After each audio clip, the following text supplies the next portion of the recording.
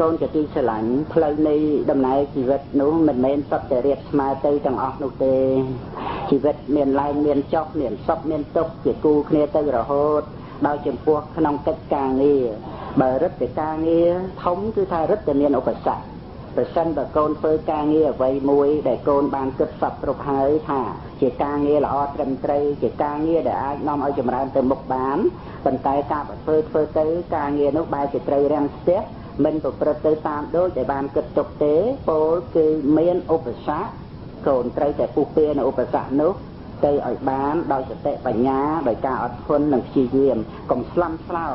ត្រូវចាត់ចែងដោះស្រាយឲ្យស្រួលបួលកុំរួញខ້ອຍដោយអស់កម្លាំងចិត្តជាមុននោះសភាវៈដែលសំខាន់ជាទីបំផុតនៅពេលដែលកូនជួបនៅបញ្ហាជាឧបសគ្គក្នុងជីវិតគឺកម្លាំងចិត្តចូលកូនកុំឲ្យកម្លាំងចិត្តធ្លាក់ចុះឲ្យសោះបើការងារឬប្រាក់កម្រៃត្រូវធ្លាក់ចុះយ៉ាងណាក៏ដោយ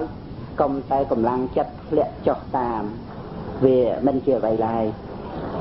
កូនត្រូវថែរក្សាចិត្តគួងចិត្តឲ្យល្អត្រូវប្រយ័ត្នកុំឲ្យបាក់ទឹកចិត្តជាដាច់ខាតដោយពាក្យថាដួលហើយត្រូវក្រោក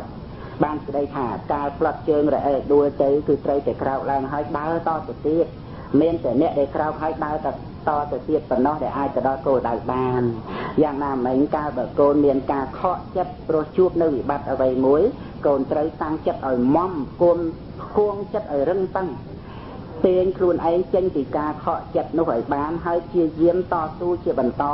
ដើម្បីឲ្យបានដល់នូវសេចក្តីសម្រេចសំតាមបំណងប្រាថ្នាយ៉ាងនោះដែរកូនសម្លាញ់ត្រូវដឹងថាការខកចិត្តកើតមកពីការមានសង្ឃឹមជាហេតុដូច្នេះក្នុងជីវិតរាល់ថ្ងៃកូនត្រូវចេះប្រយ័ត្នចំពោះសេចក្តីសង្ឃឹមដែលមានក្នុងចិត្តរបស់កូនផងពិតមែនហើយថាការសង្ឃឹមវានាំឲ្យមានកម្លាំងចិត្តប៉ុន្តែវាក៏នាំឲ្យខកចិត្តផងដែរព្រោះតែមិនបានសម្រេចដោយប្រាថ្នា